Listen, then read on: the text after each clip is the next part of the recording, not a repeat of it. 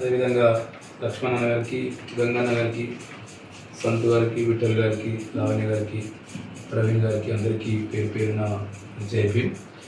ఇవాళ దళిత్ బహుజన్ ఫ్రంట్ రాష్ట్ర వ్యాప్తంగా భారత రాజ్యాంగ పరిరక్షణ ప్రచారోద్యమాన్ని ప్రారంభించింది. ఇప్పటికే సిద్దిపేట, మెదక్, వరంగల్ జిల్లాలో ఇటువంటి సమావేశాలు జరిపి ప్రజలు చైతన్యవంతం చేయడం జరుగుతుంది. 17వ లోకసభకు ఇవాళ ఎన్నికలు జరుగుతున్నాయి. ఈ ఎన్నికల సందర్భంగా రాజ్యాంగం గురించి ఎక్కువ మాట్లాడుతున్నారు. రాజ్యాంగం గురించి బీజేపీ ఎంపీలు కానీ, బీజేపీ మంత్రులు కానీ ఎక్కువ రాజ్యాంగం చుట్టే ఈ ఎన్నికల్లో దాడి చేసుకుంటూ మాట్లాడుతూ ఉన్నారు. కర్ణాటకకు చెందిన ఒక ఎంపీ అనంతరామ్ హెగ్డే అంటే ఆయన మాకు 400 సీట్లు రాబోతున్నాయి, మేము ఈ రాజ్యాంగాన్ని మారుస్తామని చెప్తా ఉన్నారు. అదేవిధంగా అయోధ్యకు చెందిన ఎంపీ లల్లు సింగ్ అని ఒక ఎంపీ కూడా బహిరంగంగా మాట్లాడి ఈ రాజ్యాంగాన్ని మొత్తము మారుస్తామని చెప్పి తీర్చింది. అసలు ఎందుకు ఈ రాజ్యాంగాన్ని మార్చాల్సిన అవసరం వచ్చింది, ఎందుకు ఈ రాజ్యాంగం వాళ్ళకు ఉంటే వాళ్ళకి ఏమవుతుంది అనేది వాళ్ళకు చర్చించాల్సిన అవసరం ఉంది.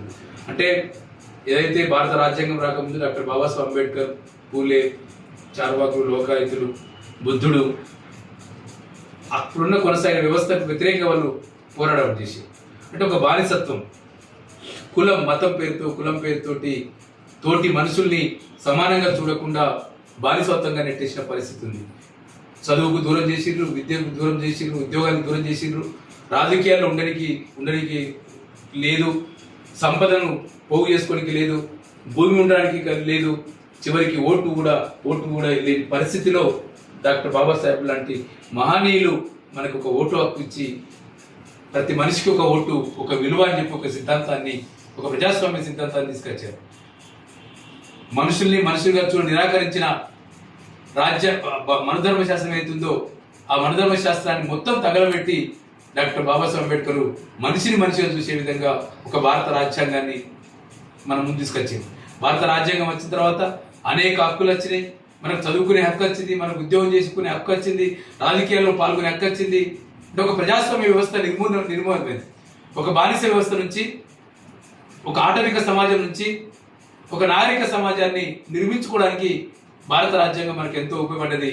ఇవాళ మళ్ళీ తిరిగి ఎన్నికల్లో కనుక మూడోసారి కనుక బీజేపీ గెలిస్తే ఈ నాగరిక సమాజాన్ని మొత్తం రద్దు చేసి ఒక ఆటవిక రాజ్యాన్ని, ఒక ఆధునిక లక్ష్యాన్ని మొత్తం రద్దు చేసి తాము ఏదైతే అనుకుంటున్నారో బానిసలుగా ఇక్కడ పీడిత ప్రజలు మొత్తం ఎస్సీ, ఎస్టీ, బీసీలు, మహిళలు ఏదైతే బానిసలుగా కొనసాగిరో ఆ బానిస వ్యవస్థ చుట్టే వల్ల వాళ్ళంతా చేసిన పరిస్థితి ఉంది.